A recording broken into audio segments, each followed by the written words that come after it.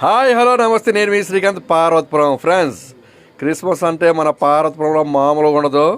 మన Parvathipuram Belagam Lutheran church దగ్గర పండగ స్పెషల్ చూడండి.